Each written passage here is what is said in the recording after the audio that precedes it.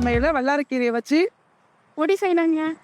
இந்த பொடி வந்து நம்ம குழந்தைங்களுக்கு ஞாபக சக்திக்கு ரொம்ப நல்லதுங்க. இந்த மாதிரி பொடி செய்யறதுன்னா குழந்தைங்க விருப்பமா சாப்பிட்டவங்க வாங்க எடுத்து பண்றதுன்னு பாரு.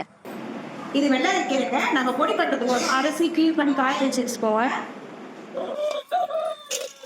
வல்லாரக்கீரை நம்ம இப்போ பொடி பண்ண போறோங்க. சாதத்தோட பிசைஞ்சு சாப்பிட்ற பொடியை தான் நம்ம ரெடி பண்ண போறோம். வாங்க எப்படி பண்றதுக்காக பாருங்க. வெள்ளரிக்கீரை நாங்க வெயில் படாத இடத்துல காய வச்சு 2 நாள் தொடர்ந்து காய வச்சு இங்க பாருங்க கையில நுணுக்குனாலே அப்படிங்க பாருங்க பவுடர் எடுத்து பாருங்க. இந்த மாதிரி காய வச்சு எடுத்துக்கோங்க. வெள்ளரிக்கீரை இது சும்மா லைட்டா சூடு மட்டும் பண்ணிக்கோங்க.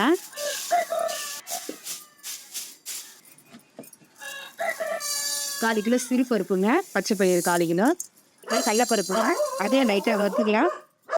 1/4 கிலோ துவரம் பருப்புங்க, அதையும் போட்டு லைட்டாக ஒரு வரப்பாங்க. 1 ஸ்பூன் சீரகம் போட்டு அதையும் ஒரு வறுத்திடலாங்க. அதுலேயும் ஒரு 10-15 காஞ்ச மிளகாய் போட்டுக்கோங்க. ஒரு 4-5 பல்லு பூண்டு தோல் நீக்காமல் இந்த மாதிரி பல்லாக இருக்கிற பூண்டையும் போட்டு அதையும் ஒரு வறுத்துக்குங்க. கருவேப்பிலை போட்டு வறுத்துக்குங்க வாசனைக்கு. ஒரு 3 ஸ்பூன் பொட்டுக்கடலையும் போட்டு ஒரு வறுத்துடலாங்க. தேவையான சால்ட் போட்டு இதிலே ஒரு வறுத்துக்கலாங்க. கொஞ்சம் வாசனைக்கு பெருங்காயம் பொடி அதையும் போட்டு ஒரு வறுத்துக்குங்க. ஒரு 5 நிமிஷம் வறுத்தா போதுங்க. ஆற வச்சு நம்ம மிக்ஸி ஜாரில் போட்டு அரைச்சிடலாங்க. கீரையும் நல்லா மிக்ஸி ஜாரில் போட்டு பொடியாக பண்ணிக்கலாங்க.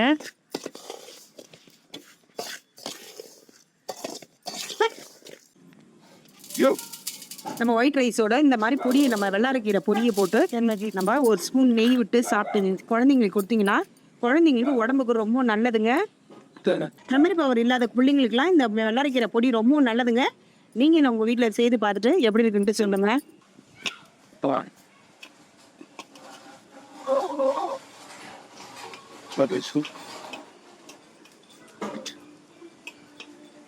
எப்படின்ட்டு ஸ்ரீ சூப்பராக இருக்குமா?